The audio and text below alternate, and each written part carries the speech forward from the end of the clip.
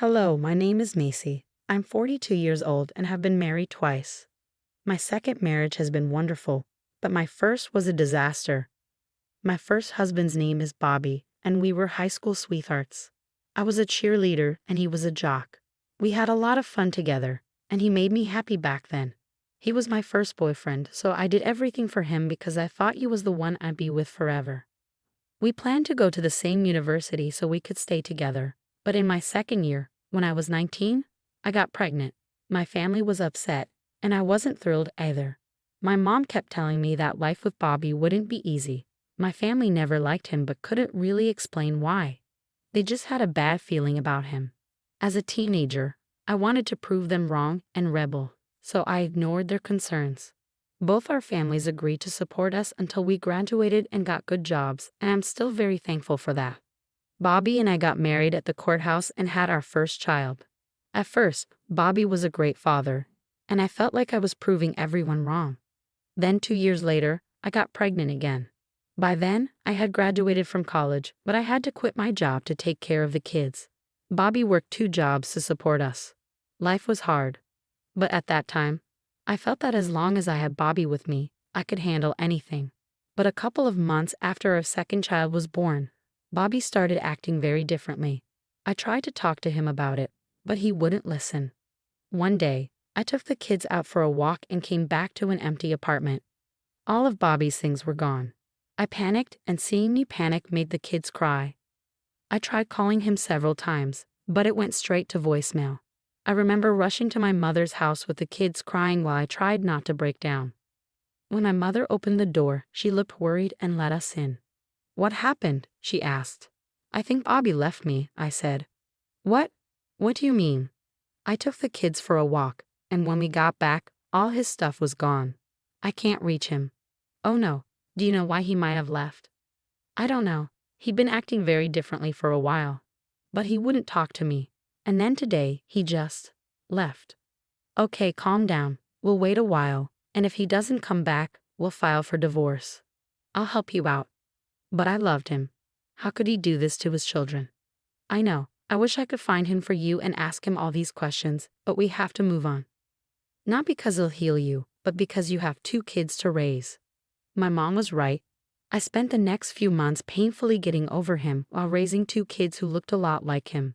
I cried myself to sleep many nights, but eventually, months turned into years, and I slowly got over the pain.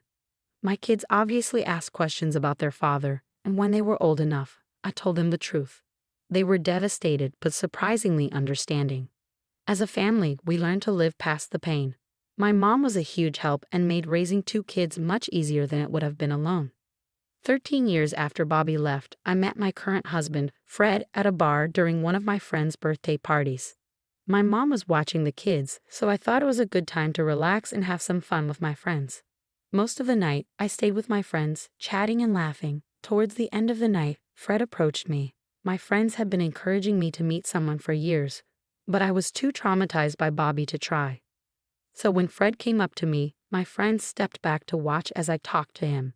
He started by asking if he could buy me a drink. I wasn't going to turn down a free drink, so I said yes. We waited until we got our drinks to start talking. "So what brings you here?" he asked. "Ah, it's my friend's birthday, and I'm just here to celebrate with her," I replied. "That's nice. How about I send over some drinks for all of them?" he offered. "All of them? There are 7 more people there." "It's all right. I'll make up all the money I spent here the next 2 hours, so no worries."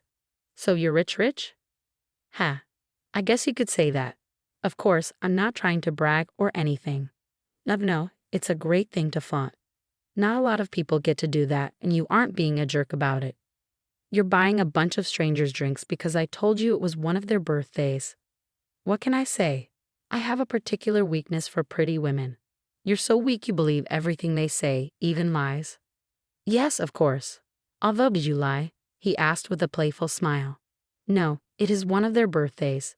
But it is concerning that pretty women make you weak. You should get that checked," I joked. "How about you help me with it? Maybe if I had a pretty woman by my side, I'd only have a weakness for one woman," Fred replied with a playful smile. It was a confidence boost to be called pretty by Fred, especially because he was so handsome. He looked like he could be on the cover of Vogue. I surprised myself by flirting back with him. I was usually quite introverted, so I don't know if it was the drink or just Fred's charm, but I felt comfortable being flirty. Eventually, my friends came to get me, thanking Fred for the drinks. Before I left, Fred and I exchanged numbers. From then on, we talked all the time. We started with texts, then moved on to calls whenever we had free time or something interesting to share. We also started meeting up more often. At first, we met in public places, but as time passed, we began hanging out at each other's homes. I was shocked when I saw Fred's house for the first time. It was like a mansion. Fred laughed and told me to get used to his wealth because it would soon be mine. Fred was very open about wanting to marry me. He told me countless times how comfortable he felt around me, and that just made me love him more. He was also completely okay with me having kids. When I told him about Bobby, he was genuinely upset for me. After that, he went above and beyond to show me how much he cared about me. Fred and Bobby were like night and day, and being with Fred made me realize why so many people didn't want me to be with Bobby. I was glad I got out of that relationship, but I hated how it ended. Fred helped me heal and move on from it, which I was incredibly grateful for. We only dated for a year before getting married. We had a destination wedding and flew out our closest friends and family. My kids were thrilled for me and constantly told me how much they loved Fred, which was a huge relief for me. Life from then on was smooth sailing. Fred eased all my worries and even helped with my kids' education, despite me insisting I could handle it. He showed me that he accepted all of us, not just me. He decorated my kids' rooms exactly how they wanted them before we even moved in together. Fred did everything Bobby didn't and more. It was a true turning point for my family, and that's how we grew into what we are today. From then on, Fred and I had a child of our own, but he never treated my kids differently. About a year after our marriage, my kids asked him to legally adopt them, which was another big moment for our family. After that, we became one big family. We did all the things families do, going out to eat, going on vacations, having fun together, you name it. My career was going well, and Fred's company was thriving too. There wasn't a single thing wrong in my life. Before I knew it, 7 years had gone by. Then, one day, out of the blue, I got a call from an unknown number. "Hello," I answered. "Look who it is. It's Macy." "Who is this? Don't you recognize me?" "Ah, I don't think you remember much anyway. It's Bobby here." "How are you doing?" the voice said. "Bobby? What the heck? How did you even get my number?" I asked, surprised. "Ah, I forgot how whiny you are. I just happened to come across your number and thought I'd give you a call to see how you've been," Bobby replied. "How has life been treating you since?" he asked. "Since you left me? Oh, come on, Macy. We were having way too much trouble, and both you and I know that we would have gotten divorced anyway. So you just chose to leave without saying a word."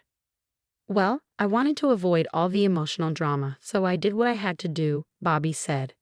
"You are unbelievable. A pretty rich piece of work. Do you even realize the harm you caused me?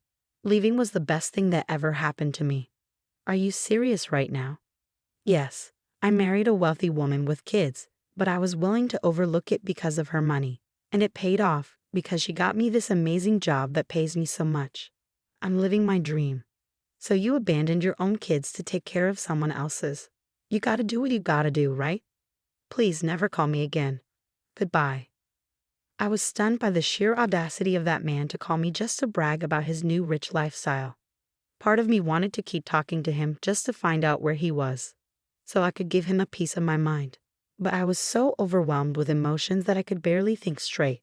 After I hung up on him, I felt hurt, not for myself, but for my kids. They grew up without a father who was too busy taking care of his new wife's children. We struggled, but what did he expect? We were just high school graduates when we had our first child. Where would we have gotten the money for ourselves? At the same time, I felt disgusted. He was the epitome of a sleazebag. He only cared about someone if they had something to offer him. I decided to block his number because I didn't want to deal with him anymore. That chapter of my life had been closed for long enough, and I never wanted it reopened. I told Fred about it later that night, and he was understandably upset but also glad that I blocked Bobby's number. We decided to move forward from that. About a week later, I received another call from an unknown number, and once again, it was Bobby. I was getting frustrated by his constant calls. He called to brag about his luxurious lifestyle, his new expensive car, and how well his kids were doing at school. I didn't bother being polite this time. I just hung up on him. But that didn't stop him. He kept calling every week after that, telling me about his extravagant purchases. I blocked him with every new number he used, but he kept finding ways to reach me. Eventually, I stopped answering his calls altogether because he was becoming a nuisance. It seemed like he enjoyed bothering me. One day, when I was stressed at work, Bobby called me again. "Oh, hey, Macy," he said. "Can't you just leave me alone?" I snapped. "Oh, come on. I'm just trying to make up for lost time," he replied casually. "Well, you're 20 years too late. The kids don't care about you, and neither do I. Leave me alone," I said firmly. "You know you love it, Macy," he replied. "I really don't. I don't want to hear anything about you or your new good life." "Why? Are you jealous? Are you jealous I'm living the life that you'll never be able to live?" he taunted. "I can assure you I'm not." "Well, here's something that will definitely make you jealous. I just got a promotion. I don't give a crap." "You know you're jealous. I mean, I just got a promotion at Digitum, one of the finest media companies." "I'm going to hang up," I said, ending the call. I was furious and annoyed after the call, but something Bobby said kept nagging at me. I was too angry to think about it at the moment, so I pushed it aside. When I got back home, I couldn't shake the feeling, and then it hit me. Bobby mentioned working for Digitum, one of the top media companies in our city, and it struck a chord because Fred is the CEO and founder of that company, my husband. I couldn't believe how perfectly the universe had aligned. This meant I finally had a way to teach Bobby a lesson, not just for bothering me, but also for abandoning his children. I waited eagerly for Fred to come home, bubbling with excitement to tell him about my day. "Did something happen? Why do you seem so hyper?" Fred asked when he saw me. "Nothing happened per se, but I did find out something big," I said, unable to contain myself. "Oh, what is it?" he asked, intrigued. Bobby called again. "That sick guy. If I could get my hands on him." Fred started, his anger evident. "That's the thing, he might be closer than we thought," I interrupted. "Huh? What do you mean?" "Well, today he called me to brag about his big promotion at work, and guess where he works?" I said, a grin spreading across my face. "You mean to tell me that he works at my company?" Fred exclaimed, disbelief evident in his voice. "Yeah." At first, I couldn't help but think his company name sounded really familiar, and then it hit me. I explained. "Did you really not remember the company I created?" Fred teased. "Listen, I was way too angry to remember my own name. Cut me some slack," I joked back. I'm kidding. Anyways, do you want me to fire him?" Fred asked. "Absolutely. But before you do, I was wondering if there was any way to humiliate him," I said. "Definitely. Bold of you to think that I wasn't going to fire him in the worst way possible for him," Fred chuckled. With that, we began planning our revenge. We decided to wait a few more weeks before executing our plan to fire him. We would record his calls to me and play them in front of everyone at a big company event in 2 months, which Bobby would be in charge of. There would be several big names present, and we would tarnish his reputation. Over the next few weeks, I answered Bobby's calls calmly, knowing I had the upper hand. I listened to him boast about his wealth and my lack of it, all while recording every conversation. These recordings would come back to haunt him, and I couldn't wait. At the end of the 2 months, the event arrived. Normally, I avoided big crowds, but this time, I wanted to see Bobby's downfall while I sat on the throne. Fred bought me a stunning, expensive dress for the occasion. I stayed in the car until Fred called me, not wanting Bobby to see me and run. I entered when Fred introduced me during his speech. As I walked on stage, Bobby's face dropped. I smirked as I passed him, watching him sweat. Fred praised me and spoke about our wonderful years together, raising my kids. With every word of praise, Bobby seemed to sweat more. I beamed with pride as the crowd applauded me. Then Fred's speech took a surprising turn.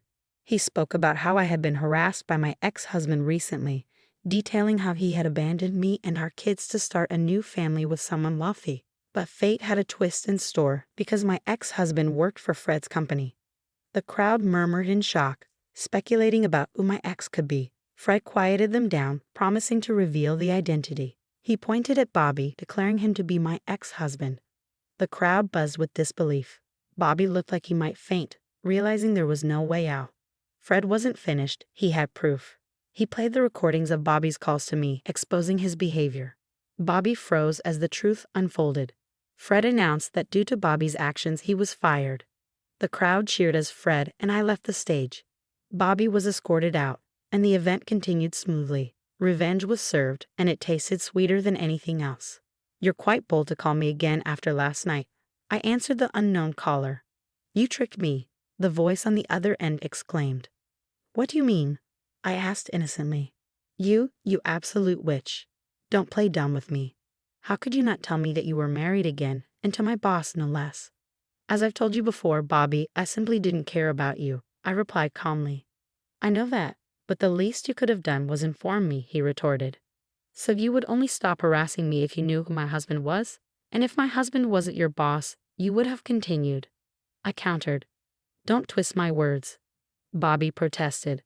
"I'm not twisting anything. And if we're talking about decency, Bobby, let's talk about you abandoning your family. If you could do that, I can certainly do this.